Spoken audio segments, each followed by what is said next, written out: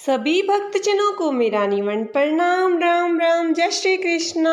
पूनम सिहा की दुनिया में आप सभी का बहुत बहुत स्वागत है। हम श्री रामचरितमानस का पाठ कर रहे हैं।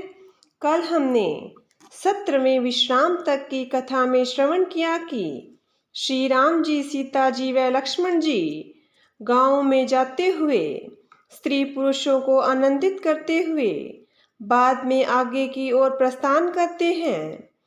फिर वे वाल्मीकि जी के आश्रम में जाते हैं तथा रहने का स्थान पूछते हैं। वाल्मीकि जी मन में बड़े आनंदित होते हैं और कहते हैं कि आप चित्रकूट पर्वत पर निवास कीजिए। वहाँ गंगा जी की धारा है, उसका नाम मंदाकिनी है। तब सब देवता लोग कोल भीलों का वेश बनाकर आए और दिव्य पत्तों और घासों के सुंदर घर बना दिए। वहाँ उन्होंने 2 कुटिया बनाई, एक बड़ी सुंदर छोटी सी थी और दूसरी बड़ी। श्री राम जी, लक्ष्मण जी व जानकी जी सहित वहाँ निवास करके सुशोभित हो रहे हैं। आगे की कथा हम आज श्रवण करेंगे। उस समय देवता, नाग, किन्नर और दिक्पाल चित्रकूट में आए और श्री रामचंद्र जी ने सब किसी को प्रणाम किया। देवता नेत्रों का लाभ पाकर आनंदित हुए। फूलों की वर्षा करके देव समाज ने कहा, हे नाथ, आज आपका दर्शन पाकर हम सनाथ हो गए। फिर विनती करके उन्होंने अपने दुसह दुख सुनाए और दुखों के नाश का आश्वासन पाकर हर्षित होकर अपने अपने स्थानों को चले गए। श्री रघुनाथ जी चित्रकूट में आ बसे हैं। यह समाचार सुन सुनकर बहुत से मुनि आए। रघुकुल के चंद्रमा श्री राम जी ने मुदित हुई मुनि मंडली को आते देखकर दंडवत प्रणाम किया। मुनिगण श्री राम जी को हृदय से लगा लेते हैं और सफल होने के लिए आशीर्वाद देते हैं।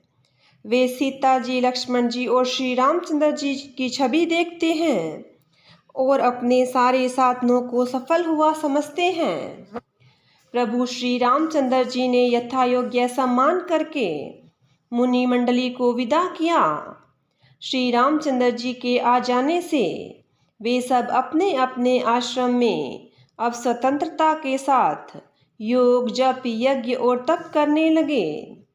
यह श्री राम जी का आगमन का समाचार जब कोल भीलों ने पाया तो वे बड़े हर्षित हुए, मानो 9 निधियां उनके घर पर आ गई हो। वे दोनों में कंद, मूल, फल भर भर कर चले, मानो दरिद्र सोना लूटने चले हो। उनमें से जो दोनों भाइयों को पहले देख चुके थे, उनसे दूसरे लोग रास्ते में जाते हुए पूछते हैं। इस प्रकार श्री रामचंद्र जी की सुंदरता कहते सुनते सब ने आकर श्री रघुनाथ जी के दर्शन किए। भेंट आगे रखकर वे लोग जोहार करते हैं और अत्यंत अनुराग के साथ प्रभु को देखते हैं। वे मुग्ध हुए जहाँ के तहाँ मानो चित्र लिखे से खड़े हैं। उनके शरीर पुलकित है और नेत्रों में प्रेमा अश्रुओं के जल की बाढ़ आ रही है। श्री राम जी ने उन सबको प्रेम में मग्न जाना और प्रिय वचन कहकर उनका सम्मान किया। वे बार बार प्रभु श्री रामचंद्र जी की जोहार करते हुए हाथ जोड़कर विनीत वचन कहते हैं। हे नाथ, प्रभु आपके चरणों का दर्शन पाकर अब हम सब सनाथ हो गए। हे कौशलराज, हमारे ही भाग्य से आपका यहाँ शुभ आगमन हुआ है। हे नाथ, जहाँ जहाँ आपने चरण रखे हैं वे पृथ्वी, वन, मार्ग और पहाड़ धन्य हैं। वे वन में विचरने वाले पक्षी और पशु धन्य हैं, जो आपको देखकर सफल जन्म हो गए। हम सब भी अपने परिवार सहित धन्य हैं, जिन्होंने नेत्र भरकर आपका दर्शन किया। आपने बड़ी अच्छी जगह विचार कर निवास किया है। यहाँ सभी ऋतुओं में आप सुखी रहिएगा। हम लोग सब प्रकार से हाथी, सिंह, सर्प और बाघों से बचाकर आपकी सेवा करेंगे। हे प्रभु, यहाँ के बीहड़ वन, पहाड़, गुफाएं और खोह दर्रे सब पग पग हमारे देखे हुए हैं। हम वहाँ वहाँ उन उन स्थानों में आपको शिकार खिलवाएंगे और तालाब, झरने आदि जलाशयों को दिखाएंगे। हम कुटुंब समेत आपके सेवक हैं, हे नाथ, इसलिए हमें आज्ञा देने में संकोच न कीजिएगा। जो वेदों के वचन और मुनियों के मन को भी अगम है, वे करुणा के धाम प्रभु श्री रामचंद्र जी पीलों के वचन इस तरह सुन रहे हैं जैसे पिता बालकों के वचन सुनता है। श्री रामचंद्र जी को केवल प्रेम प्यारा है। जो जानने वाला हो, जानना चाहता हो, वह जान ले। तब श्री रामचंद्र जी ने प्रेम से परिपुष्ट हुए प्रेम पूर्ण कोमल वचन कहकर उन सब वन में विचरण करने वाले लोगों को संतुष्ट किया। फिर उनको विदा किया। वे सिर नवाकर चले और प्रभु के गुण कहते सुनते घर आए। इस प्रकार देवता और मुनियों को सुख देने वाले दोनों भाई सीता जी समेत वन में निवास करने लगे। जब से श्री रघुनाथ जी वन में आकर रहे, तब से वन मंगलदायक हो गया। अनेकों प्रकार के वृक्ष फूलते और फलते हैं। उन पर लिपटी हुई सुंदर बेलों के मंडप तने हैं। वे कल्प वृक्ष के समान स्वाभाविक ही सुंदर है, मानो वे देवताओं के वन नंदन वन को छोड़कर आए हो। भंवरों की पंक्तियां बहुत ही सुंदर गुंजार करती है और सुख देने वाली शीतल मंद सुगंधित हवा चलती रहती है। नीलकंठ, कोयल, तोते, पपीहे, चकवे और चकोर आदि पक्षी कानों को सुख देने वाली और चित्त को चुराने वाली तरह तरह की बोलियां बोलते हैं। हाथी, सिंह, बंदर, सुअर और हिरण ये सब वैर छोड़कर साथ साथ विचरते हैं। शिकार के लिए फिरते हुए श्री रामचंद्र जी की छवि को देखकर पशुओं के समूह विशेष आनंदित होते हैं। जगत में जहाँ तक जितने देवताओं के वन हैं, सब श्री राम जी के वन को देखकर सिहाते हैं। गंगा, सरस्वती, सूर्य कुमारी, यमुना, नर्मदा, गोदावरी आदि धन्य पुण्यमयी नदियाँ, सारे तालाब, समुद्र, नदी और अनेकों नद सब मंदाकिनी की बड़ाई करते हैं। उद्यांचल, अस्तांचल, कैलाश, मंदरांचल और सुमेरु आदि सब जो देवताओं के रहने के स्थान हैं, और हिमालय आदि जितने पर्वत हैं, सभी चित्रकूट का यश गाते हैं। विंध्याचल बड़ा आनंदित है, उसके मन में सुख समाता नहीं, क्योंकि उसने बिना परिश्रम के ही बहुत बड़ी बड़ी बड़ाई पाली है। चित्रकूट के पक्षी, पशु, बेल वृक्ष, तृण, अंकुर आदि की सभी जातियां पुण्य की राशि है और धन्य हैं देवता दिन रात ऐसा कहते हैं। आंखों वाले जीव श्री रामचंद्र जी को देखकर जन्म का फल पाकर शोक रहित हो जाते हैं और अचल पर्वत, वृक्ष, भूमि आदि नदी भगवान के चरण रज का स्पर्श पाकर सुखी होते हैं। यूँ सभी परम पद मोक्ष के अधिकारी हो गए हैं। वह वन और पर्वत स्वाभाविक ही सुंदर, मंगलमय और अत्यंत पवित्रों को भी पवित्र करने वाला है। उसकी महिमा किस प्रकार कही जाए, जहाँ सुख के समुद्र श्री रामचंद्र जी ने निवास किया है।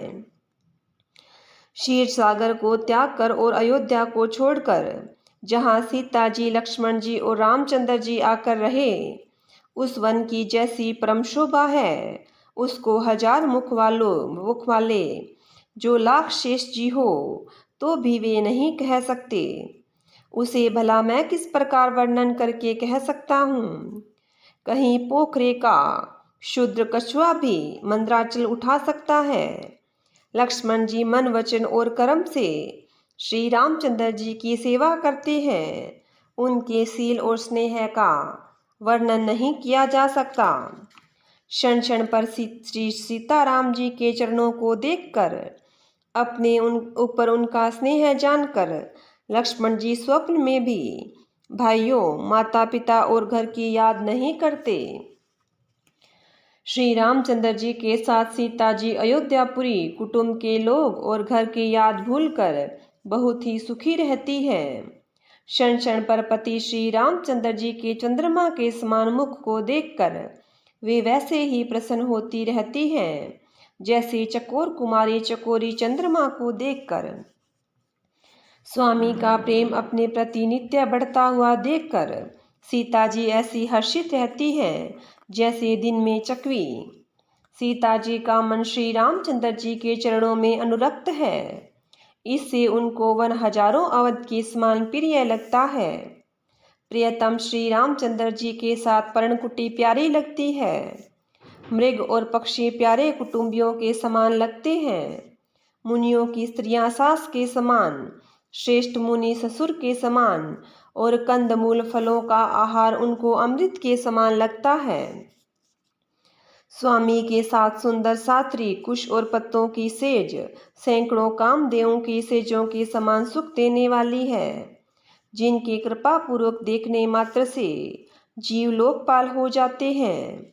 उनको कहीं भोग विलास मोहित कर सकते हैं।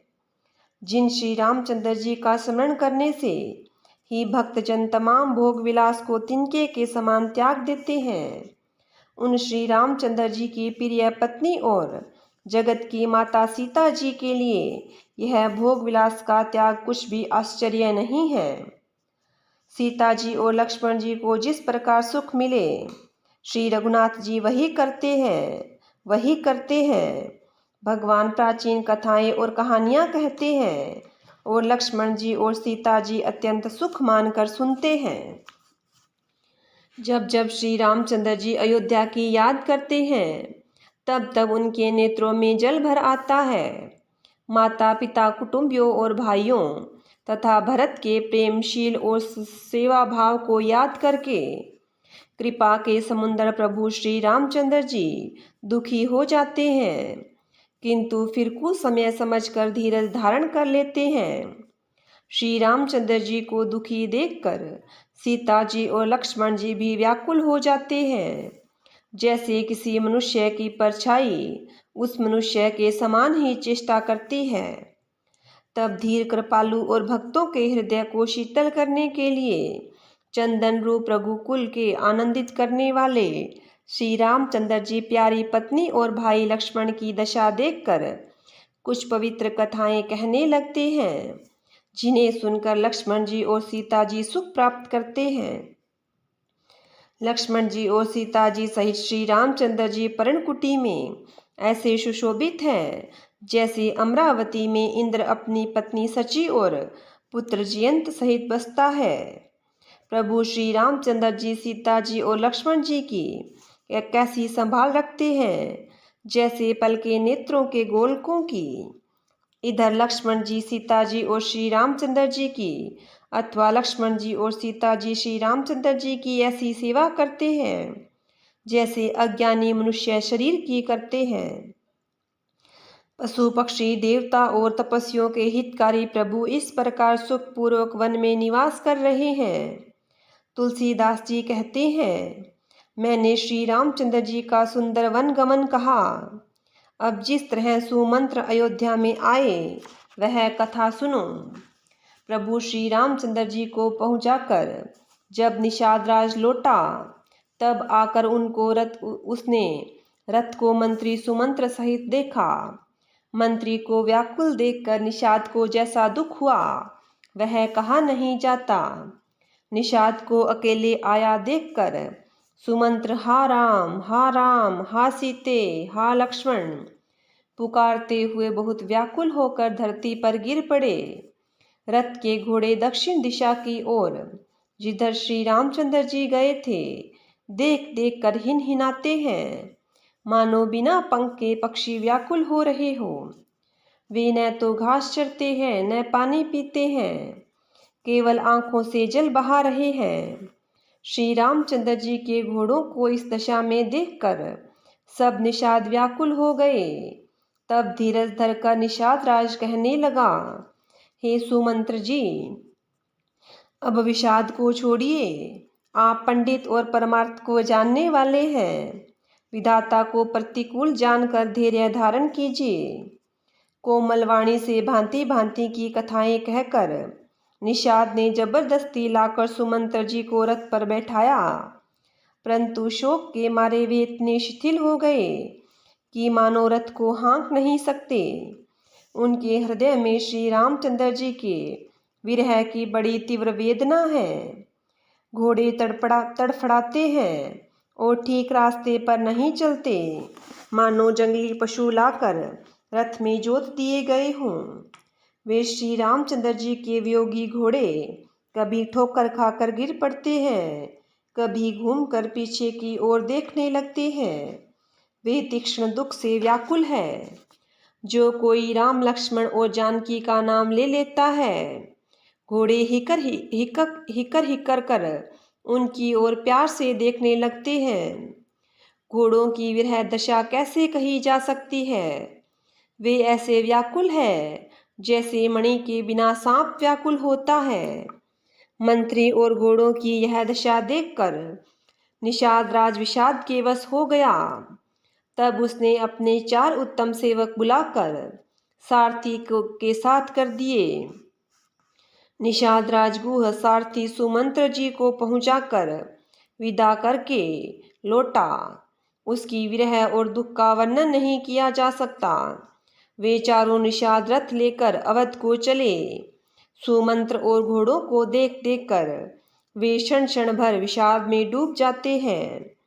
व्याकुल और दुख से दीन हुए सुमंत्र जी सोचते हैं कि रघुवीर के बिना जाने को धिक्कार है। आखिर यह अधम शरीर रहेगा तो है ही नहीं। अभी श्री रामचंद्र जी के बिछुड़ते ही छूटकर इसने यश क्यों नहीं पा लिया। ये प्राण अपयश के पाप के भांडे हो गए। अब ये किस कारण कुछ नहीं करते, क्यों नहीं निकलते। हाय, नीच मन बड़ा अच्छा मौका चूक गया। अब भी तो हृदय के 2 टुकड़े नहीं हो जाते। सुमंत्र हाथ मलमल कर और सिर पीट पीट कर पछताते हैं, मानो कोई कंजूस धन का खजाना खो बैठा हो। वे इस प्रकार चले मानो कोई बड़ा योद्धा वीर का बाना पहनकर और उत्तम शूरवीर कहलाकर युद्ध से भाग चला हो। जैसे कोई विवेकशील वेद का ज्ञाता साधु सम्मत आचरणों वाला और उत्तम जाति का कुलीन ब्राह्मण धोखे से मदिरा पी ले और पीछे पछतावे, उसी प्रकार मंत्री सुमंत्र सोचकर पछता रहे हैं। जैसे किसी उत्तम कुल वाली साधु स्वभाव की समझदार और मन वचन कर्म से पति को ही देवता मानने वाली पतिव्रता स्त्री को भाग्यवश पति को छोड़कर पति से अलग रहना पड़े, उस समय उसके हृदय में जैसे भयानक संताप होता है, वैसे ही मंत्री के हृदय में हो रहा है। नेत्रों में जल भरा है, दृष्टि मंद हो गई है, कानों से सुनाई नहीं पड़ता। व्याकुल हुई बुद्धि बेठिकाने हो रही है, होठ सूख रहे हैं, मुंह में लाटी लग गई है, किंतु ये सब मृत्यु के लक्षण हो जाने पर भी प्राण नहीं निकलते, क्योंकि हृदय में अवधि रूपी किवाड़ लगे हैं, अर्थात 14 वर्ष बीत जाने पर भगवान फिर मिलेंगे, यही आशा रुकावट डाल रही है।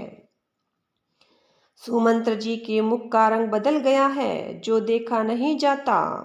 ऐसा मालूम होता है मानो इन्होंने माता पिता को मार डाला हो। उनके मन में राम वियोग रूप हानि की महान ग्लानि पीड़ा छा रही है। जैसे कोई पापी मनुष्य नरक को जाता हुआ रास्ते में सोच कर रहा हो। मुँह से वचन नहीं निकलते, हृदय में पछताते हैं कि मैं अयोध्या जाकर क्या देखूंगा। श्री रामचंद्र जी से शून्य रथ को जो भी देखेगा वही मुझे देखने में संकोच करेगा, अर्थात मेरा मुँह देखना नहीं चाहेगा। नगर के सब व्याकुल स्त्री पुरुष जब दौड़कर मुझसे पूछेंगे, तब मैं हृदय पर वज्र रखकर सबको उत्तर दूंगा। जब दीन दुखी सब माताएं पूछेगी, तब हे विधाता मैं उन्हें क्या कहूँगा। जब लक्ष्मण जी की माता मुझसे पूछेगी तब मैं उन्हें कौन सा सुखदायी संदेश कहूँगा। श्री राम जी की माता जब इस प्रकार दौड़ी आवेंगी जैसी नई ब्याही हुई गऊ बछड़े को याद करके दौड़ी आती है, तब उनके पूछने पर मैं उन्हें यह उत्तर दूंगा कि श्री राम लक्ष्मण सीता वन को चले गए। तो भी पूछेगा, जो भी पूछेगा उसे उत्तर यही देना पड़ेगा, हाय अयोध्या जाकर अब मुझे यही सुख लेना है। जब दुख से दीन महाराज जिनका जीवन श्री रघुनाथ जी के दर्शन के ही अधीन है मुझसे पूछेंगे तब मैं कौन सा मुँह लेकर उन्हें उत्तर दूंगा कि मैं राजकुमारों को कुशलता पूर्वक पहुंचा आया हूँ। लक्ष्मण सीता और श्री राम का समाचार सुनते ही महाराज तिनके की तरह शरीर को त्याग देंगे। प्रियतम श्री राम जी रूपी जल के बिछुड़ते ही मेरा हृदय कीचड़ की तरह फट नहीं गया। इससे मैं जानता हूँ कि विधाता ने मुझे यह यातना शरीर ही दिया है जो पापी जीवों को नरक भोगने के लिए ही मिलता है। सुमंत्र इस प्रकार मार्ग में पछतावा कर रहे थे। इतने में ही रथ तुरंत तमसा नदी के तट पर आ पहुंचा। मंत्री ने विनय करके चारों निषादों को विदा किया। वे विषाद से व्याकुल होते हुए सुमंत्र के पैरों में पड़कर लौटे। नगर में प्रवेश करते समय मंत्री ग्लानि के कारण ऐसे संकुचाते हैं मानो गुरु ब्राह्मण और गऊ को मारकर आए हो। सारा दिन एक पेड़ के नीचे बैठकर बिताया। जब संध्या हुई तब मौका मिला। अंधेरा होने पर उन्होंने अयोध्या में प्रवेश किया और रथ को दरवाजे पर खड़ा करके वे चुपके से महल में घुसे। जिन जिन लोगों ने यह समाचार सुना वे सभी रथ को देखने के लिए राजद्वार पर आए। रथ को पहचान कर और घोड़ों को व्याकुल देखकर उनके शरीर ऐसे गले जा रहे हैं, क्षीण हो रहे हैं जैसे घास में ओले। नगर के स्त्री पुरुष कैसे व्याकुल हैं जैसे जल के घटने से मछलियां व्याकुल होती है। मंत्री का अकेले ही आना सुनकर सारा रनिवास व्याकुल हो गया। राजमहल उनको ऐसा भयानक लगने लगा मानो प्रेतों का निवास स्थान शमशान हो। अत्यंत आरत होकर सब रानियां पूछती है पर सुमंत्र को कुछ उत्तर नहीं आता। उनकी वाणी विकल हो गई, रुक गई। न कानों से सुनाई पड़ता है न आंखों से कुछ सूझता है। वे जो भी सामने आता है उससे पूछते हैं, कहो राजा कहाँ है। दासियां मंत्री को व्याकुल देखकर उन्हें कौशल्या जी के महल में लिवा गई। सुमंत्र ने जाकर वहां राजा को कैसे बैठा देखा मानो बिना अमृत का चंद्रमा हो। राजा आसन शैया और आभूषणों से रहित बिल्कुल मलिन उदास पृथ्वी पर पड़े हुए हैं। वे लंबी सांसें लेकर इस प्रकार सोच करते हैं मानो राजा ययाति स्वर्ग से गिरकर सोच कर रहे हो। राजा क्षण क्षण में सोच से छाती भर लेते हैं। ऐसी विकल दशा है मानो गिद्धराज जटायु का भाई संपाति पंखों के जल जाने पर गिर पड़ा हो। राजा बार बार राम राम हा स्नेही प्यारे राम कहते हैं, फिर हा राम हा लक्ष्मण हा जानकी ऐसा कहने लगते हैं। मंत्री ने देखकर जय जीव कहकर दंडवत प्रणाम किया। सुनते ही राजा व्याकुल होकर उठे और बोले, सुमंत्र कहो राम कहाँ है। राजा ने सुमंत्र को हृदय से लगा लिया मानो डूबते हुए आदमी को कुछ सहारा मिल गया हो। मंत्री को स्नेह के साथ पास बैठाकर नेत्रों में जल भरकर राजा पूछने लगे, हे मेरे प्रेमी सखा श्री राम की कुशल कहो। बताओ श्री राम लक्ष्मण और जानकी कहाँ हैं। उन्हें लौटा लाए हो कि वे वन को चले गए। यह सुनते ही मंत्री के नेत्रों में जल भर आया। शोक से व्याकुल होकर राजा फिर पूछने लगे, सीताराम और लक्ष्मण का संदेशा तो कहो। श्री रामचंद्र जी के गुणशील और स्वभाव को याद कर करके राजा हृदय में सोच करते हैं और कहते हैं, मैंने राजा होने की बात सुनाकर वनवास दे दिया। यह सुनकर भी जिस राम के मन में हर्ष और विषाद नहीं हुआ, ऐसे पुत्र के बिछुड़ने पर भी मेरे प्राण नहीं गए, तब मेरे समान बड़ा पापी कौन होगा। हे सखा, श्री राम, जानकी और लक्ष्मण जहाँ हैं, मुझे भी वहीं पहुँचा दो, नहीं तो मैं सत्य भाव से कहता हूँ कि मेरे प्राण अब चलना ही नहीं चाहते। राजा बार बार मंत्री से पूछते हैं, मेरे प्रियतम पुत्रों का संदेशा सुनाओ। हे सखा, तुम तुरंत वही उपाय करो जिससे श्री राम, लक्ष्मण और सीता को मुझे आंखों से दिखा दो। मंत्री धीरज धरकर कोमलवाणी बोले, महाराज, आप पंडित और ज्ञानी हैं। हे देव, आप शूरवीर तथा उत्तम धैर्यवान पुरुषों में श्रेष्ठ हैं। आपने सदा साधुओं के समाज की सेवा की है। जन्म मरण, सुख दुख के भोग, हानि लाभ, प्यारों का मिलना बिछुड़ना, ये सब हे स्वामी, काल और कर्म के अधीन रात और दिन की तरह बरबस होते रहते हैं। मूर्ख लोग सुख में हर्षित होते हैं और दुख में रोते हैं, पर धीर पुरुष अपने मन में दोनों को समान समझते हैं। हे सबके हितकारी रक्षक, आप विवेक विचार कर धीरज धरिए और शोक का परित्याग कीजिए। श्री राम जी का पहला निवास मुकाम तमसा के तट पर हुआ, दूसरा गंगा तीर पर। सीता जी सहित दोनों भाई उस दिन स्नान करके जल पीकर ही रहे। केवट निषाद राज ने बहुत सेवा की। वह रात सिंगरौर श्रृंगवेरपुर में ही बिताई। दूसरे दिन सवेरा होते ही बड़ का दूध मंगवाया और उससे श्री राम लक्ष्मण ने अपने सिर पर जटाओं के मुकुट बनाए। तब श्री रामचंद्र जी के सखा निषाद राज ने नाव मंगवाई। पहले प्रिया सीता जी को उस पर चढ़ाकर फिर श्री रघुनाथ जी चढ़े। फिर लक्ष्मण जी ने धनुष बाण सजा कर रखे और प्रभु श्री रामचंद्र जी की आज्ञा पाकर स्वयं चढ़े। मुझे व्याकुल देखकर श्री रामचंद्र जी धीरज धरकर मधुर वचन बोले, हे तात, पिताजी से मेरा प्रणाम कहना और मेरी ओर से बार बार उनके चरण कमल पकड़ना। फिर पांव पकड़कर विनती करना कि हे पिताजी, आप मेरी चिंता न कीजिए। आपकी कृपा, अनुग्रह और पुण्य से वन में और मार्ग में हमारा कुशल मंगल होगा।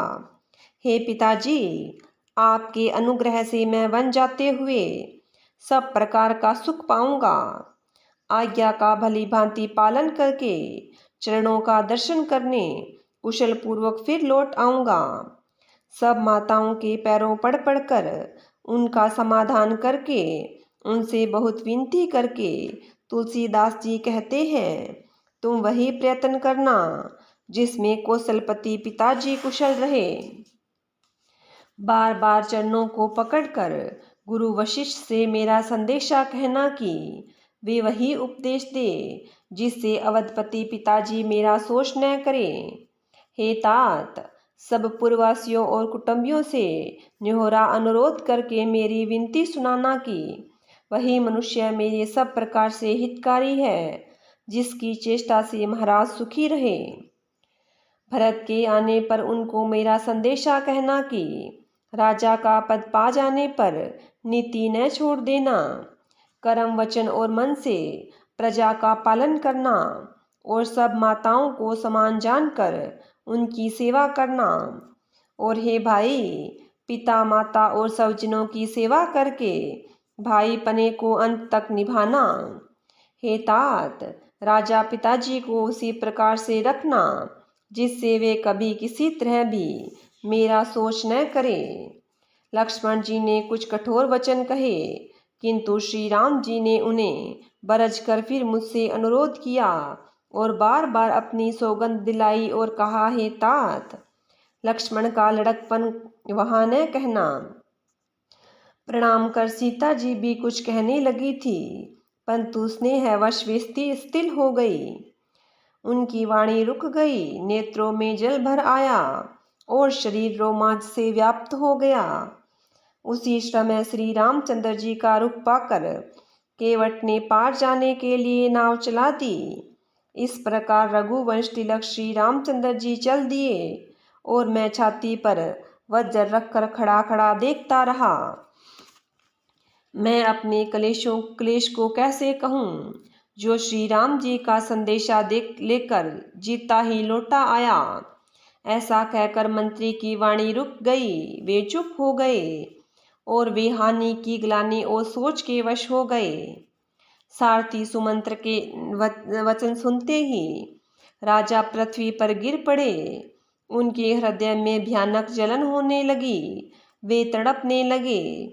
उनका मन भीषण मोह से व्याकुल हो गया, मानो मछली को मांझा व्याप गया हो, पहले वर्षा का जल लग गया हो। सब रानियां विलाप करके रो रही है। उस महान विपत्ति का कैसे वर्णन किया जाए।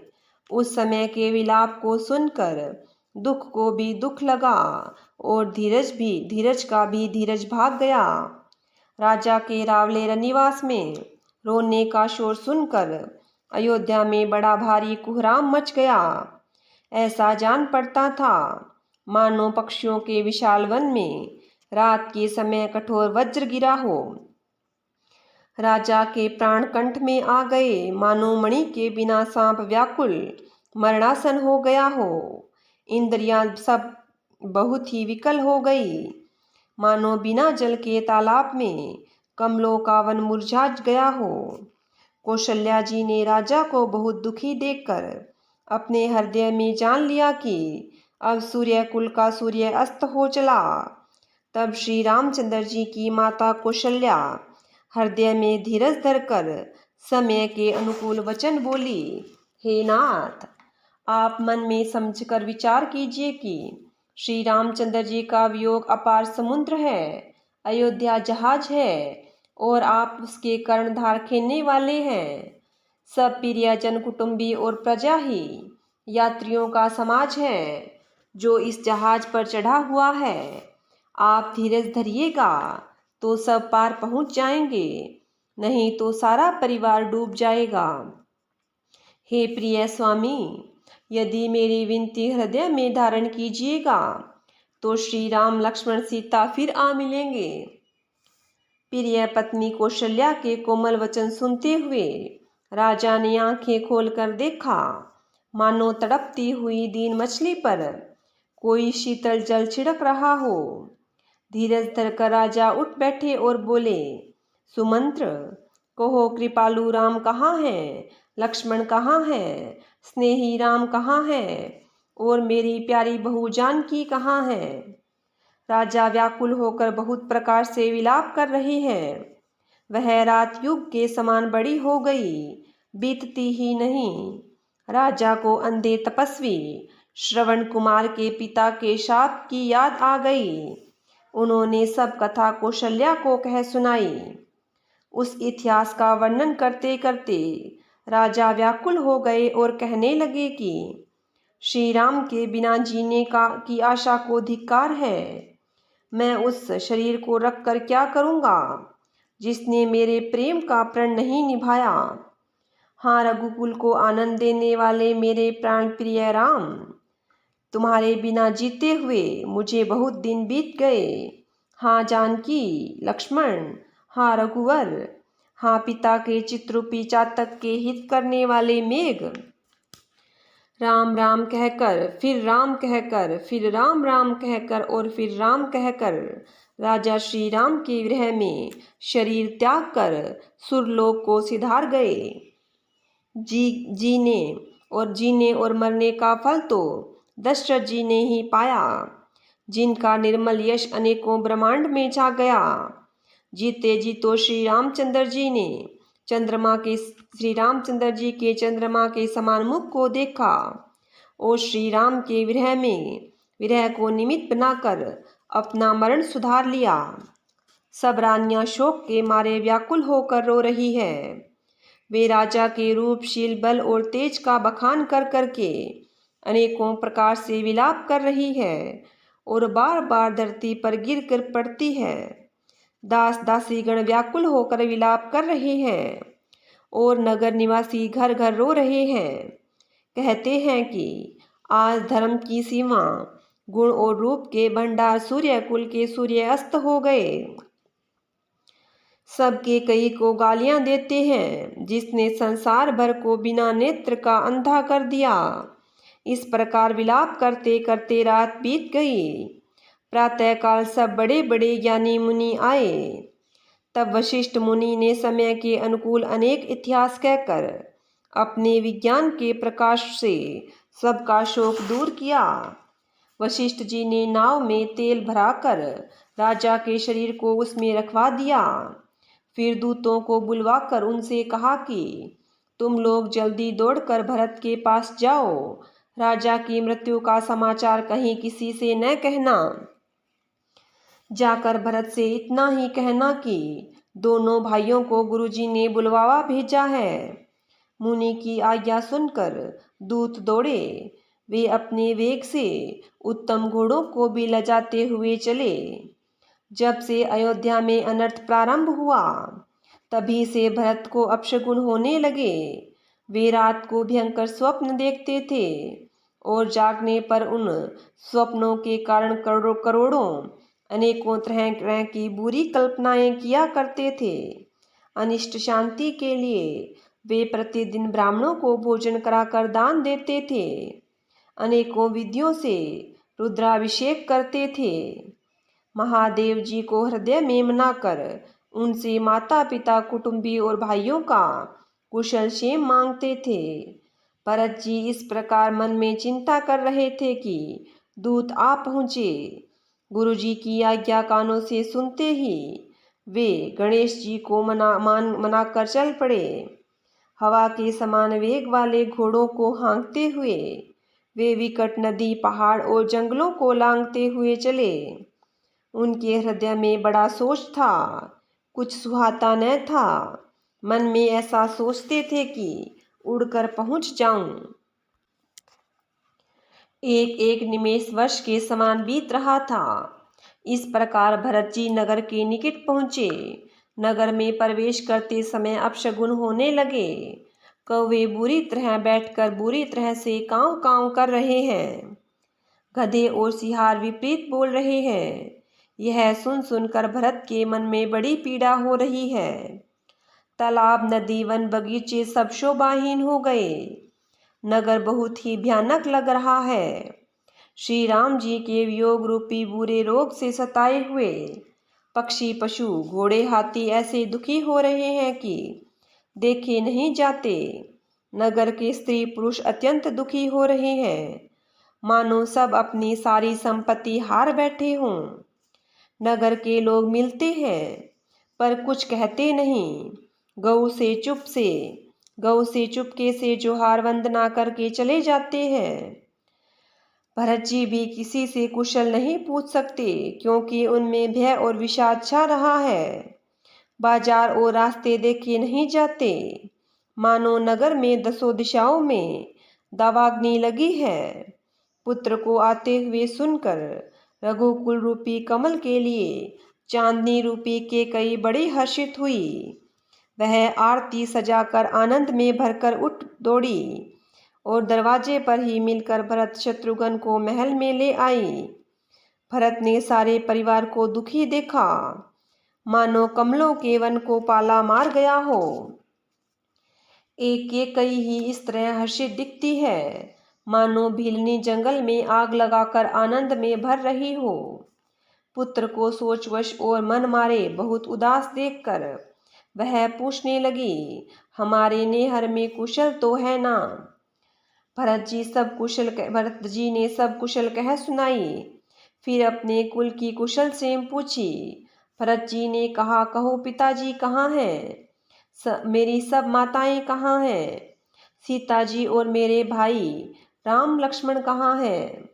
पुत्र के स्नेह वे वचन सुनकर नेत्रों में कपट का जाल भरकर पापिनी के कई भरत के कानों में और मन के शूल के समान चुभने वाले वचन बोली।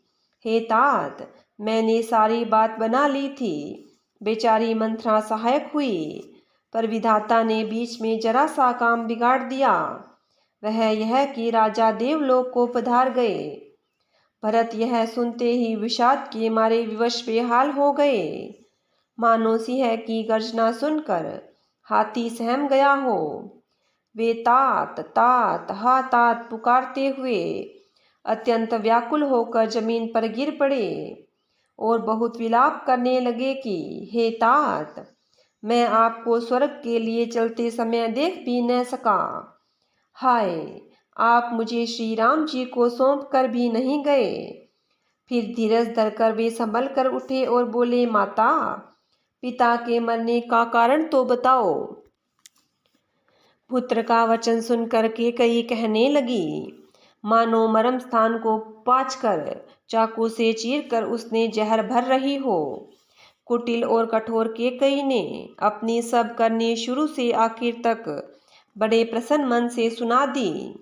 श्री राम जी का वन जाना सुनकर भरत जी को पिता का मरण भूल गया और हृदय में इस सारे अनर्थ का कारण अपने को ही जानकर वे मौन होकर स्तंभित रह गए, अर्थात उनकी बोली बंद हो गई और वे सन्न रह गए। पुत्र को व्याकुल देख कर कैकेयी समझाने लगी, मानो जले पर नमक लगा रही हो। वह बोली, हे तात, राजा सोच करने योग्य नहीं है। उन्होंने पुण्य और यश कमाकर उसका प्राप्त भोग किया। जीवन काल में ही उन्होंने जन्म लेने के संपूर्ण फल पा लिए और अंत में वे इंद्रलोक को चले गए। ऐसा विचार कर सोच छोड़ दो और समाज सहित नगर का राज्य करो। राजकुमार भरत जी यह सुनकर बहुत ही सहम गए, मानो पके घाव पर अंगार छू गया हो। उन्होंने धीरज धरकर बड़ी लंबी सांस लेते हुए कहा, पापिनी, तूने सभी तरह से कुल का नाश कर दिया। हाय, यदि तेरी ऐसी ही अत्यंत बुद्धि, बुरी रुचि, दुष्ट इच्छा थी तो तूने जन्मते ही मुझे मार क्यों नहीं डाला। तूने पेड़ को काटकर पत्तों को सींचा है और मछली के जीने के लिए पानी को उलीच डाला, अर्थात मेरा हित करने जाकर उल्टा तूने मेरा अहित कर डाला। मुझे सूर्यवंश सा वंश, दशरथ जरसरी के पिता और राम लक्ष्मण जैसे भाई मिले, पर हे जननी, मुझे जन्म देने वाली माता तू हुई। क्या किया जाए, विधाता से कुछ भी वश नहीं चलता। अरे कुमति, जब तूने हृदय में ही यह बुरा विचार निश्चय ठाना, उसी समय तेरे हृदय के टुकड़े टुकड़े क्यों नहीं हो गए। वरदान मांगते समय तेरे मन में कुछ भी पीड़ा नहीं हुई, तेरी जीभ गल नहीं गई, तेरे मुंह में कीड़े नहीं पड़ गए। राजा ने तेरा विश्वास कैसे कर लिया। जान पड़ता है विधाता ने मरने के समय उनकी बुद्धि हर ली थी। स्त्रियों के हृदय की गति विधाता भी नहीं जान सकते। वह संपूर्ण कपट, पाप और अवगुणों की खान है। फिर राजा तो सीधे सुशील और धर्मपरायण थे। वे भला स्त्री स्वभाव को कैसे जानते। अरे, जगत के जीव जंतुओं में ऐसा कौन है जिसे रघुनाथ जी प्राणों के समान प्यारे नहीं हैं।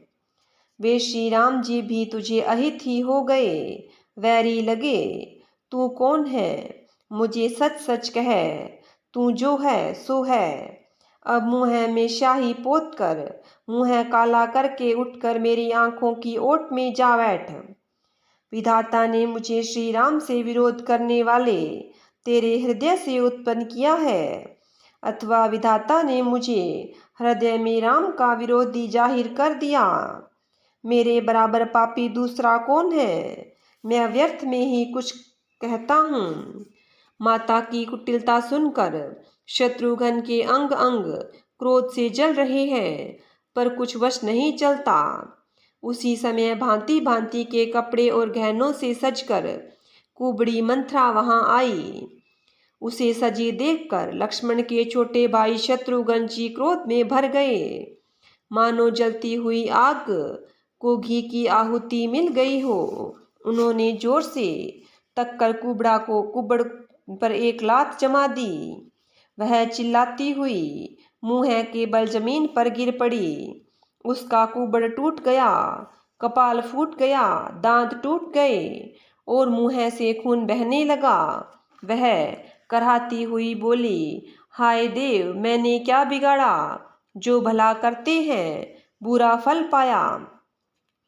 उसकी यह बात सुनकर और उसे नख से शिखा तक दुष्ट जानकर शत्रुघ्न जी झोंटा पकड़कर उसे घसीटने लगे। तब दयानिधि भरत जी ने उसको छुड़ा दिया और दोनों भाई तुरंत कौशल्या जी के पास गए। कौशल्या जी मेले वस्त्र पहने हैं, चेहरे का रंग बदला हुआ है, व्याकुल हो रही है, दुख के बोझ से शरीर सूख गया, ऐसी दीन दिख रही है मानो सोने की सुंदर कल्पलता को वन में पाला मार गया हो। भरत को देखते ही माता कौशल्या जी उठ दौड़ी, पर चक्कर आ जाने से मूर्छित होकर पृथ्वी पर गिर पड़ी। यह देखते ही भरत जी बड़े व्याकुल हो गए और शरीर की सुध भुलाकर चरणों में गिर पड़े। फिर बोले, हे माता, पिताजी कहाँ हैं? उन्हें दिखा दो। सीता जी और मेरे दोनों भाई श्री राम लक्ष्मण कहाँ हैं? उन्हें दिखा दे।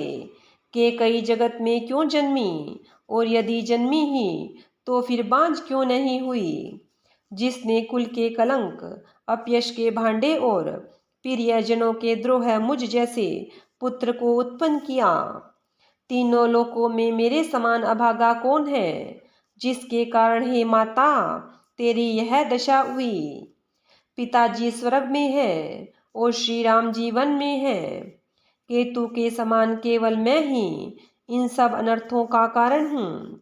मुझे धिक्कार है। मैं बांस के वन में आग उत्पन्न हुआ और कठिन दाह, दुख और दोषों का भागी बना। भरत जी के कोमल वचन सुनकर माता कौशल्या जी फिर संभल कर उठी। उन्होंने भरत को उठाकर छाती से लगा लिया और नेत्रों से आंसू बहाने लगी। सरल स्वभाव वाली माता ने बड़े प्रेम से भरत जी को छाती से लगा लिया, मानो श्री राम जी ही लौटकर आ गए हो। फिर लक्ष्मण जी के छोटे भाई शत्रुघ्न को हृदय से लगाया। शोक और स्नेह हृदय में समाता नहीं है। कौशल्या जी का स्वभाव देखकर सब कोई कह रहे हैं, श्री राम की माता का ऐसा स्वभाव क्यों न हो। माता ने भरत को गोदी में बिठा लिया और उसके आंसू पोंछकर कोमल वचन बोली, हे वत्स, मैं बलैया लेती हूँ, तुम अब भी धीरज करो। बुरा समय जानकर शोक त्याग दो और काल और कर्म की गति अमिट जानकर हृदय में हालनी हानि और गलानी मत मानो। हे तात, किसी को दोष मत दो। विधाता मुझको सब प्रकार से उल्टा हो गया है। जो इतने दुख पर भी मुझे जिला रहा है, अब भी कौन जानता है उसे क्या भा रहा है। हे तात, पिताजी की आज्ञा से श्री रघुवीर ने भूषण वस्त्र त्याग दिए और वल्कल वस्त्र पहन लिए। उनके हृदय में न कुछ विषाद था न हर्ष। उनका मुख प्रसन्न था, मन में आसक्ति न थी, न रोष था न द्वेष था। सबका सब तरह से संतोष कराकर वे वन को चले। यह सुनकर सीता जी भी उनके साथ लग गई। श्री राम के चरणों की अनुरागणी वे किस तरह न रही, किसी तरह न रही। सुनते ही लक्ष्मण भी साथ उठ चले। श्री रघुनाथ ने उन्हें रोकने का बहुत यत्न किया, पर वे न रहे। तब श्री रघुनाथ जी सबको सिर नवाकर सीता और छोटे भाई लक्ष्मण को साथ लेकर चले। श्री राम, लक्ष्मण और सीता वन को चले गए। मैं न तो साथ ही गई और न मैंने अपने प्राण ही उनके साथ भेजे। यह सब इन्हीं आंखों के सामने हुआ, तो भी अभागे जीवन ने शरीर नहीं छोड़ा। अपने स्नेह की ओर देखकर मुझे लाज भी नहीं आती। राम सरीखे पुत्र की माता मैं, जीना और मरना तो राजा ने खूब जाना, मेरा हृदय तो सैकड़ों वज्रों के समान कठोर है। कौशल्या जी के वचनों को सुनकर भरत सहित सारा रनिवास व्याकुल होकर विलाप करने लगा। राजमहल मानो शोक का निवास बन गया। भरत जी शत्रुघ्न दोनों भाई विकल होकर विलाप करने लगे। तब कौशल्या जी ने उनको हृदय से लगा लिया, अनेकों प्रकार से भरत जी को समझाया और बहुत सी विवेक भरी बातें उनसे कहकर सुनाई। भरत जी ने सब माताओं को पुराण और वेदों की सुंदर कथाएं कहकर समझाई। दोनों हाथ जोड़कर भरत जी छल रहित पवित्र और सीधी सुंदर वाणी बोले। जो पाप माता पिता और पुत्र के मारने से होते हैं, जो गौशाला और ब्राह्मणों के नगर जलाने से होते हैं, जो पाप स्त्री और बालक की हत्या करने से होते हैं, और जो मित्र और राजा को जहर देने से होते हैं, कर्म वचन और मन से होने वाले जितने पातक और उपपातक बड़े छोटे पाप हैं, जिनको कभी लोग कहते हैं, हे विधाता, यदि इस काम में मेरा मत हो तो हे माता वे सब पाप मुझे लगे। जो लोग श्री हरि और श्री शंकर जी के चरणों को छोड़कर भयानक भूत प्रेतों को भजते हैं, हे माता, यदि इसमें मेरा मत हो तो विधाता मुझे उनकी गति दे। जो लोग वेदों को बेचते हैं, धर्म को दूह लेते हैं, चुगलखोर हैं, दूसरों के पापों को कह देते हैं, जो कपटी कुटिल क्लह प्रिय और क्रोधी हैं, तथा जो वेदों की निंदा करने वाले और विश्व भर के विरोधी हैं, जो लोभी लंपट और लालचियों का आचरण करने वाले हैं, जो पराये धन और पराई स्त्री की ताक में रहते हैं, हे जननी, यदि इस काम में मेरी सम्मति हो तो मैं उनकी भयानक गति को पाऊं। जिनका सत्संग में प्रेम नहीं, जो अभागे परमार्थ के मार्ग से विमुख है, जो मनुष्य शरीर पाकर श्री हरि का भजन नहीं करते, जिनको हरिहर भगवान विष्णु और शंकर जी का सुयश नहीं सुहाता, जो वेद मार्ग को छोड़कर वाम वेद प्रतिकूल मार्ग पर चलते हैं, जो ठग हैं और वेश बनाकर जगत को छलते हैं, हे माता, यदि मैं इस भेद को जानता भी हूँ तो शंकर जी मुझे उन लोगों की गति दे। माता कौशल्या भरत जी के स्वाभाविक और सच्चे और सरल वचनों को सुनकर कहने लगी, हे तात, तुम तो मन वचन और शरीर से सदा ही श्री रामचंद्र के प्यारे हो। श्री राम तुम्हारे पापों से भी बढ़कर, श्री राम तुम्हारे प्राणों से भी बढ़कर प्राण प्रिय हैं, और तुम श्री रघुनाथ जी के प्राणों से भी अधिक प्यारे हो। चंद्रमा चाहे विष चुआने लगे और पाला आग बरसाने लगे, जलचर जीव जल में से विरक्त हो जाएं, और ज्ञान हो जाने पर भी चाहे मोह न मिटे, पर तुम श्री रामचंद्र जी के प्रतिकूल कभी नहीं हो सकते। इसमें तुम्हारी सम्मति है। जगत में जो कोई ऐसा कहते हैं, वे स्वप्न में भी सुख और शुभ गति नहीं पावेंगे। ऐसा कहकर माता कौशल्या ने भरत जी को हृदय से लगा लिया। उनके स्तनों से दूध बहने लगा और नेत्रों में प्रेमा अश्रुओं का जल छा गया। इस प्रकार बहुत विलाप करते हुए सारी रात बैठे बैठे ही बीत गई। तब वामदेव जी और वशिष्ठ जी आए। उन्होंने सब मंत्रियों और महाजनों को बुलवाया। फिर मुनि वशिष्ठ जी ने परमार्थ के सुंदर समयानुकूल वचन कहकर बहुत प्रकार से भरत जी को उपदेश दिया। वशिष्ठ जी ने कहा, हे तात, हृदय में धीरज धरो। आज जिस कार्य करने का अवसर है उसे करो।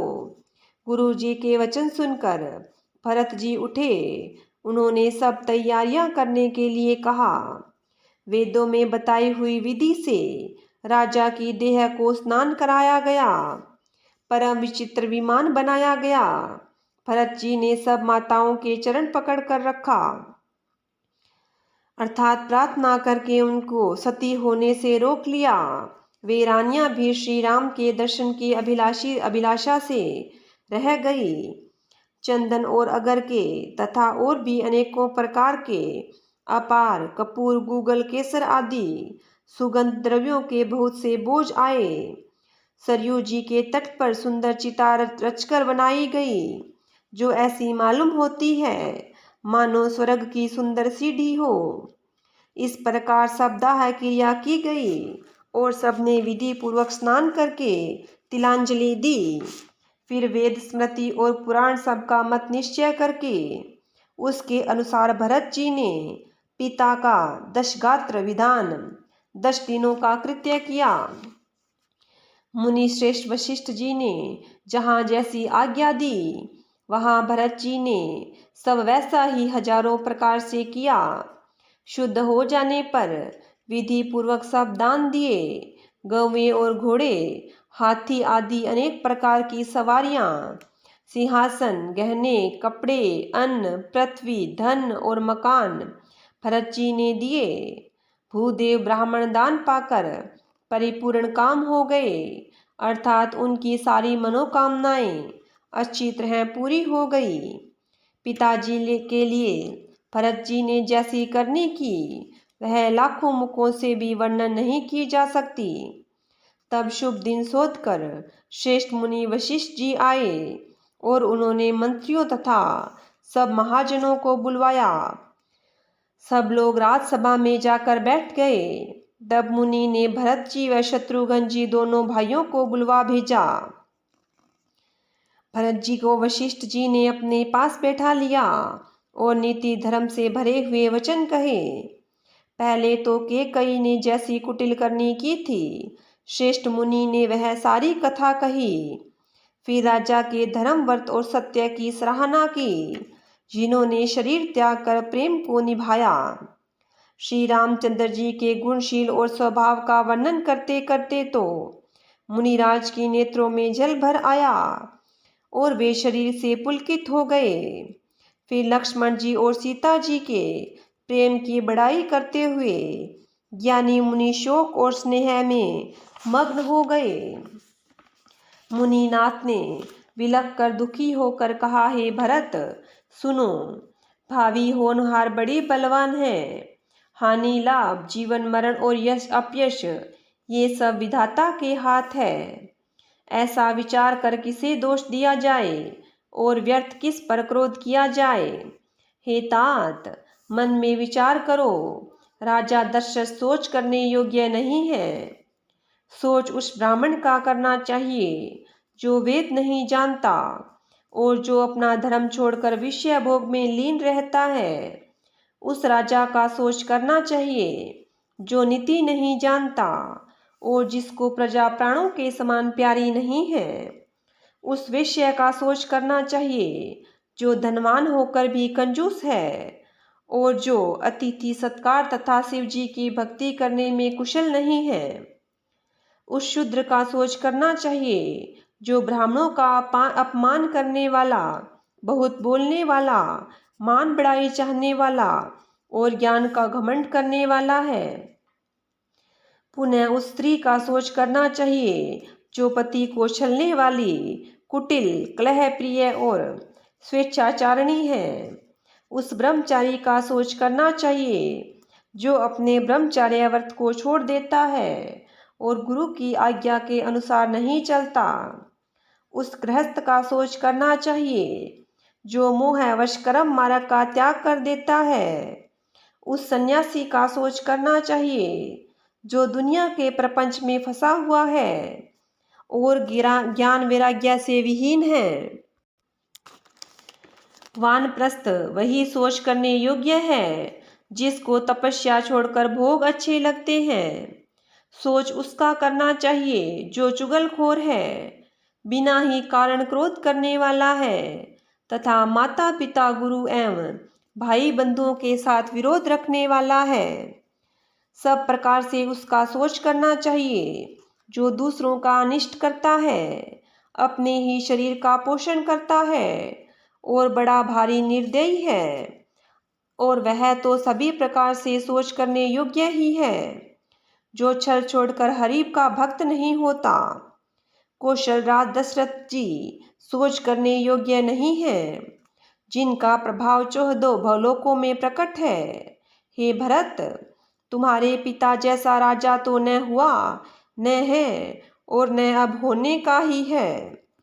ब्रह्मा, विष्णु, शिव, इंद्र और दिक्पाल सभी दशरथ जी के गुणों की कथाएं कहा करते हैं। हे तात, कहो उनकी बड़ाई कोई किस प्रकार करेगा, जिनके श्री राम, लक्ष्मण और तुम और शत्रुघ्न श्री के पवित्र पुत्र हैं। राजा सब प्रकार से बड़भागी थे, उनके लिए विषाद करना व्यर्थ है।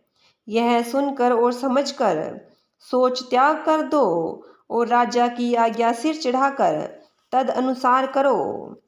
राजा ने राजपद तुमको दिया है, पिता का वचन तुम्हें सत्य करना चाहिए। जिन्होंने वचन के लिए ही श्री रामचंद्र जी को त्याग दिया और राम विरह की अग्नि में अपने शरीर की आहुति दे दी। राजा के वचन प्रिय थे, प्राण प्रिय नहीं थे। राजा को वचन प्रिय थे, प्राण प्रिय नहीं थे।